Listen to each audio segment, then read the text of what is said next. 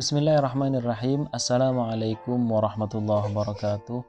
Alhamdulillah, assalatu wassalamu ala rasulillah wa ala alihi wa sahbihi wa man walah ila yaumil liqa'illah. Asyhadu an la ilaha illallah wahdahu la syarikalah wa asyhadu anna Muhammadan abduhu wa rasuluh la nabiyya ba'dah wa la haula wa la quwata illa billah. Amma ba'du. Alhamdulillah, panjatan dan puji syukur kita haturkan kepada Allah yang telah memberikan kepada kita rahmat, taufik serta hidayahnya untuk selalu mencari keridhaannya, yang salah satunya dengan cara mencari ilmu, menuntut ilmu, di mana dengan ilmu itu seorang manusia, yaitu seorang muslim, dia akan hidup dan dia akan menjalani kehidupan ini sesuai dengan petunjuk-petunjuk dari Allah Subhanahu wa taala dan Rasul sallallahu alaihi wasallam.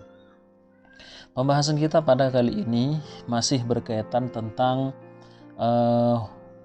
pergaulan yang terbaik, yaitu antara suami dan istri. Faqala al-musannif rahimahullahu ta'ala wa nafa'ana bihi wa bi'ulumi fid dharaini amin. Wala yasihhu lizawjati imti'aduha min tahawwuli mali zawjiha min yusrin ila usrin.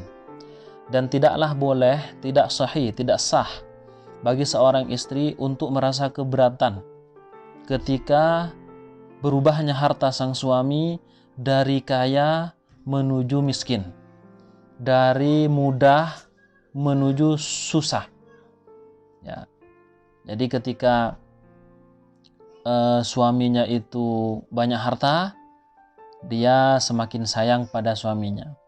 Namun ketika suaminya itu namanya juga perjalanan hidup, ya, mesti akan mendapatkan ujian dari Allah Subhanahu wa taala. Di antaranya adalah dengan kekurangan harta ini, wa naqsin fil amwal, kekurangan harta ini.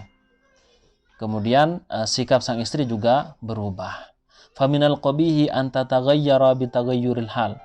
Termasuk perbuatan yang amat jelek, amat buruk adalah ketika sang istri berubah sifatnya ketika keadaan sang suami juga berubah. Ketika ada uang, abang disayang, tak ada uang, abang pun ditendang. Nah, itu tidak boleh. Inna 'alaiha an tardha bil qada'i. Hendaknya bagi sang istri itu ridha untuk menghadapi takdirnya, menghadapi qada kehidupannya. Wa antakuna li zawjiha fi shiddatihi, dan hendaknya dia selalu ada berdampingan dengan sang suami dalam keadaan sulitnya, dalam keadaan melaratnya. Kama kanat lahu fi rakhaihi, sebagaimana dia berada di samping sang suaminya ketika suaminya dalam keadaan kaya, dalam keadaan berkecukupan, mempunyai harta yang cukup. Wa asyhadu anna katsiran minal fadilat, dan saya bersaksi bahwa kebanyakan perempuan-perempuan yang mulia, perempuan-perempuan yang utama, hadza haluhunna, ini adalah sifat mereka. Seperti ini sifat mereka. Jadi ketika dalam keadaan susah suaminya, dia itu sama keadaannya sebagaimana ketika suaminya mengalami kecukupan harta. Yasbirna, mereka sabar, alimatin anna intidhar al-faraj. Mereka tahu bahwa menunggu kelapangan min afdali anwa'il ibadah, termasuk paling mulianya macam-macam ibadah. Ya'khudna bi aidi azwajihinna, mereka akan selalu bergandengan tangan dengan tangan suaminya. Wa ya'malna fil khiyatati wa nahwiha, dan membantu bekerja untuk suaminya dalam masalah jahit penjahit atau yang lainnya, sesuai dengan kemampuannya, dengan batasan-batasan syariat. Yastadrilna rizqa hatta tanfarijal azma, sehingga mereka berusaha mendatangkan rizki, ya, dari rumahnya. Kalau misalkan dia mempunyai kemampuan untuk jahit menjahit atau misalkan masak memasak, membantu suaminya hatta tanfarijal azma, sehingga masa-masa sulit itu akan menjadi lapang. Wa tanqashi'u syiddah, dan masa-masa sulit itu akan menjadi lenyap. Wa ma ahsanal ilma bi anna ma'al usri yusran. Betapa indahnya pengetahuan, kesadaran mengetahui bahwa ketika mendapatkan kesulitan, maka nanti akan mendapatkan kemudahan. Bagaimana dalam Al-Quran, wa inna ma'al usri yusra, inna ma'al usri yusra. Ketika Allah mengulang sampai 2 kali, bahwa ketika mendapatkan kesusahan, suatu saat akan datang kemudahan. Wa anna na'imat dunyawiyya, dan bahwasanya kebahagiaan duniawi, qad yasiru sahibuhu ilal ana'il ukhrawi, bisa saja akan menghantarkan pelakunya pada kesusahan nanti pada akhirat, yaitu kenikmatan-kenikmatan dunia, kekayaan, harta kekayaan, ketika tidak digunakan dalam kebaikan, ketika tidak disalurkan di dalam tempatnya yang memang diperintahkan oleh Allah dan Rasul-Nya, itu bisa saja akan menghantarkan pada pelakunya pada kerugian dan kesusahan nanti di akhirat.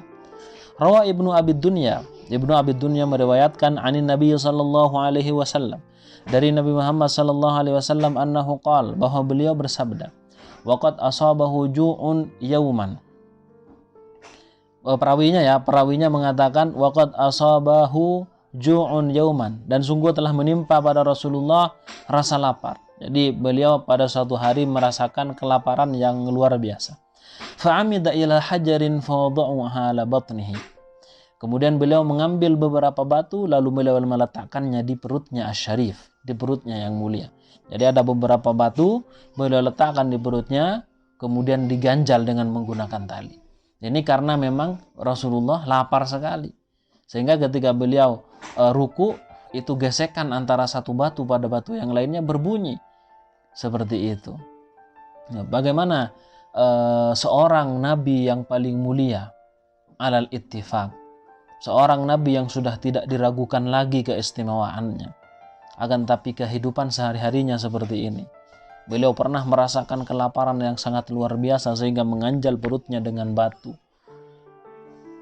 Beliau kemudian mengatakan, bersabda, ala rubba nafsin na'imatin fid dunya ja'i'atun 'ariyatun yaumal qiyamah. Ketahuilah, berapa banyak manusia yang kaya raya, banyak harta, enak-enakan di dunia, ja'i'atun 'ariyatun yaumal qiyamah, akan tetapi dia lapar, dia telanjang pada hari kiamat nanti.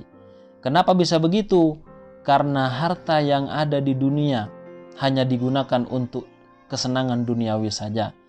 Tidak ada porsi yang dia gunakan untuk akhirat. Tidak ada kemudian sebagian hartanya dijadikan sebagai perjuangan di dalam menyebarkan Islam, menyebarkan agama Allah, menyebarkan ilmu-ilmu Allah. Tidak ada. Hanya digunakan untuk kesenangan duniawi saja. Pantaslah kalau sekiranya nanti di akhirat dia termasuk orang yang merugi. Kemudian ala rubba mukrimin lin nafsi wa huwa laha muhin. Berapa banyak manusia yang memuliakan dirinya sendiri padahal sebenarnya dia adalah menghinanya. Dia memuliakan dirinya dengan harta yang dia miliki. Dia bangga, dia merasa hebat. Pokoknya dia merasa orang yang terbaik disebabkan harta yang dia miliki, padahal sesungguhnya dia sedang menghinakan dirinya. Ala rubba muhinin li nafsihi wa huwa laha mukrim. Kemudian berapa banyak orang yang seakan-akan menghinakan dirinya, akan tetapi sebenarnya dia memuliakan dirinya.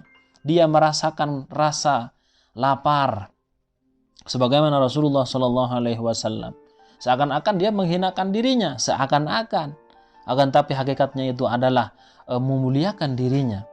Berapa banyak orang yang kemudian mencari ilmu Allah ke sana kemari, datang ke Jawa, kemudian bahkan ada yang ke luar negeri, ada yang ke pulau ini dan itu sebagainya. Itu capek luar biasa. Bagaimana kita mengetahui kisahnya Al-Imam Al-Bukhari berjalan melintasi berbagai negara untuk mencari ilmu Allah. Itu seakan-akan kan menghinakan dirinya, akan tapi sesungguhnya mereka sedang memuliakan dirinya.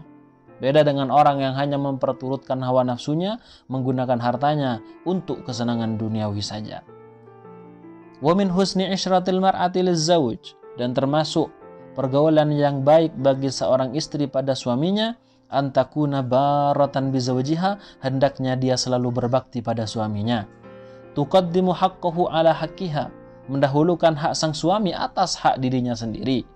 Karena hak suami itu benar-benar besar di atas sang istri. Rasulullah juga pernah menyatakan seandainya memang diperbolehkan untuk bersujud manusia pada manusia, la amartu almar'ata an tasjuda ila zawjiha likibari haqqihi 'alaiha. Seandainya boleh untuk bersujud antara orang manusia pada manusia yang lainnya, tentu aku akan memerintah seorang istri bersujud pada suaminya karena begitu besarnya hak sang suami atas istri. Akan tapi faktanya Rasulullah tidak menyuruh, karena memang bersujud kepada manusia siapapun itu hukumnya adalah haram, sebab sujud itu hanya kepada Allah Subhanahu wa taala. Akan tapi ini menunjukkan bahwa hak dari sang suami itu benar-benar besar yang harus ditunaikan oleh istrinya. Wa haqqa qarabatiha, dan juga mendahulukan hak kerabat-kerabatnya daripada hak kerabat sang istri sendiri. Jadi kerabatnya, saudara-saudara suaminya juga itu juga diperhatikan. Seperti itu. Wa inna min ajmali anwa'il birri bihi ihsanaha ila ummihi. Dan termasuk bakti sang istri pada suaminya adalah ihsanaha ila ummihi, yaitu berbakti kepada ibu sang suami. Jadi ibu sang suami itu kan juga menjadi ibunya sendiri. Wa taslimaha riyasatal manzil, dan menyerahkan kepada ibunya sang suami pengurusan rumah.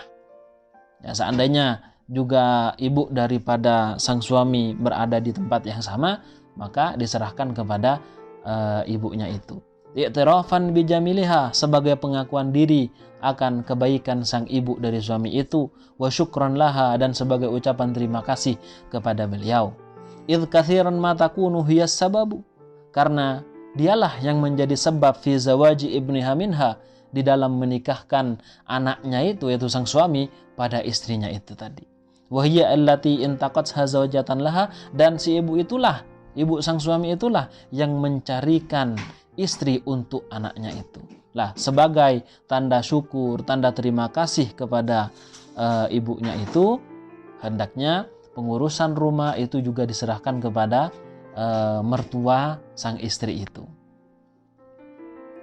Wa idza nashibal khilafu bainal ummi waz zaujah, ketika sudah berkecamuk perbedaan, ketika sudah meruncing perbedaan bainal ummi waz zaujah, antara ibu suami, yaitu ibu mertua bagi istri itu, waz zaujati, dan istri. Jadi ibunya suami dengan istri anaknya sang suami itu ada perbedaan yang meruncing ya. Fa imma sabru ala hayatin marirah, maka pilihannya ada dua. Ada kalanya bersabar atas kehidupan yang pahit, karena setiap hari dia akan mendapatkan pertikaian yang terjadi antara istri dengan mertuanya itu. Wa harbin daima, dan peperangan yang akan terus, percekcokan yang terus abadi, yang terus ada, seperti itu. Wa immal masiru ila ahadil amrayn, dan ada kalanya kembali kepada salah satu dari dua perkara. Apa saja? Ahlahuma murrun, yang paling manis di antara keduanya itu, murrun adalah sebenarnya pahit. Apa itu? Hallu uqdatin nikah, lepaskannya ikatan pernikahan, yaitu apa? Perceraian. Au uququl ummi, atau di sana ada durhaka kepada orang tua. Jadi kalau terjadi pertikaian antara sang istri pada ibu sang suami, ya, ibunya sang suami, bisa saja menghadapi semua itu dengan kesabaran. Dengan kesabaran yang luar biasa ya, karena pertikaian akan terus terjadi, dan ada kalanya memilih antara dua perkara, yaitu adanya cerai dan berdurhaka kepada mertua sang istri ini, yaitu ibunya sang suami. Nah, makanya di sini biar tidak terjadi seperti ini, di awal sudah dikatakan wa taslimaha riyasatal manzil ilaiha. Jadi menyerahkan urusan rumah kepada ibunya itu tadi, jika memang ibu itu ada di tempat yang sama. Namun biasanya kan mertua itu sudah menyerahkan sepenuhnya urusan anaknya dengan istrinya. Itu sudah tidak ada campur tangan lagi, biasanya seperti itu. Ala falyattaqillahan nisa'u war rijal wal azwaju wal ummahat wal ya'ishu mutawadina mutarahimin. Karena itulah hendaklah bertakwa yaitu para istri, para suami bertakwa kepada Allah Subhanahu wa taala. Bahkan wal azwaj wal ummahat, para ibunya juga, mertuanya juga, semua harus bertakwa. Wal ya'ishu mutawadina mutarahimin, dan hendaklah mereka itu hidup dalam keadaan penuh dengan kasih sayang dan penuh dengan cinta. Wa minal birri bizzawj syukruhu ala infakihi 'alaiha fa inna hadha yashrahu sadrahu wa yuthliju fuadahu. Dan termasuk kebaikan yang harus dilakukan oleh istri pada suaminya, syukruhu ala infakihi 'alaiha, yaitu rasa terima kasihnya kepada sang suami atas nafkah yang telah diberikan kepada istrinya itu, walaupun nafkahnya tidak seberapa sesuai dengan kemampuannya, akan tapi tetap harus berterima kasih, karena bagaimanapun dia berusaha mendapatkan hartanya dengan cara yang terbaik, dengan cara yang halal. Fa inna hadza yashrahu sadrahu, karena ketika ucapan terima kasih muncul dari istri, maka hati sang suami itu akan menjadi lapang, menjadi gembira dan menjadi bahagia. Wa yuthliju fuadahu, dan akan mendinginkan hatinya. Wa minhu aidan ihsanuha tarbiyata auladihi fi sabrin wa tahammulin, dan diantaranya juga adalah ihsanuha, yaitu berbuat baiknya sang istri, tarbiyata auladihi, untuk mendidik anak-anak sang suami, fi sabrin, mendidik dalam kesabaran, wa tahammulin, dan penuh dengan tanggung jawab. Tusmi'uhumul kalamat tayyiba, memperdengarkan mereka dengan perkataan-perkataan yang baik. Lantunan-lantunan ayat Al-Quran, lantunan zikir harus selalu disemaikan kepada telinga sang anak. Jangan kemudian diajari untuk menyanyi dengan nyanyian-nyanyian yang tidak islami, nyanyian-nyanyian yang tidak syar'i, diajari perbuatan-perbuatan yang menyimpang dari syariat. Wa tad'u lahum, mendoakan mereka juga. Jangan lupa ketika sholat, setelah sholat ya, didoakan anaknya agar menjadi anak yang berbakti, anak yang soleh, anak yang hafidh Quran, anak yang hafidhul al-hadith, menghafal hadith, dan juga menjadi penyiar nanti ketika ada di akhirat. Wala tad'u alaihim, dan jangan pernah mendoakan jelek sang anak. Kenapa? Karena doa ayah ataupun ibu, ya, doa ibu di sini yang dibahas itu tidak ada penghalang sama sekali antara dirinya dengan Allah Subhanahu wa taala.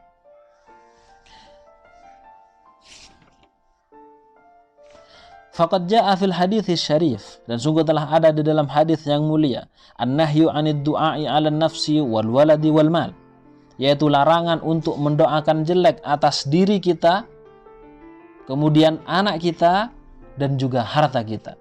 Jadi harta kita jangan didoakan jelek, semoga mobil saya hancur misalnya, nggak boleh. Semoga anak saya menjadi anak yang durhaka misalnya, itu tidak boleh. Atau misalkan semoga saya mati dalam keadaan tidak benar, itu juga tidak boleh. Ini contoh saja ya, contoh kalimat. Itu tidak boleh. Karena memang dilarang oleh Rasulullah sallallahu alaihi wasallam. Rawa Abu Dawud an Jabir radhiyallahu taala anhu. Abu Dawud radhiyallahu anhu meriwayatkan dari Jabir radhiyallahu anhu, an Sayyidina Rasulullah sallallahu alaihi wasallam, dari Rasulullah sallallahu alaihi wasallam, qaulahul karim, sabda beliau, apa katanya? La tad'u ala anfusikum, jangan kalian mendoakan jelek atas diri-diri kalian atau kepada orang lain juga, semoga celaka, semoga binasa, itu tidak boleh. Wala tad'u ala auladikum, dan jangan pula mendoakan jelek pada anak-anak kalian. Wala tad'u ala khadamikum, jangan pula mendoakan jelek atas pembantu-pembantu kalian, kepada pembantu-pembantu kalian. Wala tad'u ala amwalikum, dan janganlah mendoakan jelek atas harta-harta kalian. Wala tuwafiku minallahi sa'atan yas'alu fiha ata'an fayastajibu lakum, karena tidaklah seseorang akan menepati waktu di mana Allah akan memberikan jawaban seorang yang meminta, mengabulkan doa orang yang berdoa, lalu akhirnya Allah akan mengijabahi, Allah akan mengabulkannya. Makanya memang tidak heran ya, ketika ada seseorang ibu, kemudian anaknya yang durhaka, lalu keluar ungkapan dari lisannya, engkau nak benar-benar seperti batu. Lalu akhirnya bisa saja dia akan dikutuk istilahnya oleh Allah Subhanahu wa taala, langsung diberikan hati yang membatu, atau bisa saja langsung seperti itu. Makanya dosa yang akan langsung dibalas oleh Allah adalah dosa diantaranya ya, adalah dosa durhaka kepada kedua orang tua. Ketika orang tuanya sudah mendoakan yang tidak baik, ya tidak baik, bisa saja itu akan terjadi. Apalagi ketika menepati atau sesuai dengan waktu ketika Allah mengijabahi doa seorang hamba, seperti hari Jumat setelah asar, atau misalkan seperti di tengah sepertiga malam, dan atau ba'da shalah dan yang lain-lainnya. Jadi harus benar-benar berhati-hati kita sebagai seorang anak juga kepada orang tua, atau panjenengan sebagai seorang istri bagaimana bersikap kepada suami, atau juga seorang suami bersikap kepada istri. Insyaallah nanti yang tentang suami akan dibahas juga. Ini yang bisa kita bahas pada pertemuan kali ini. Kita lanjutkan di pertemuan yang akan datang. Kurang lebihnya mohon maaf. Wal afu minkum. Assalamualaikum warahmatullahi wabarakatuh.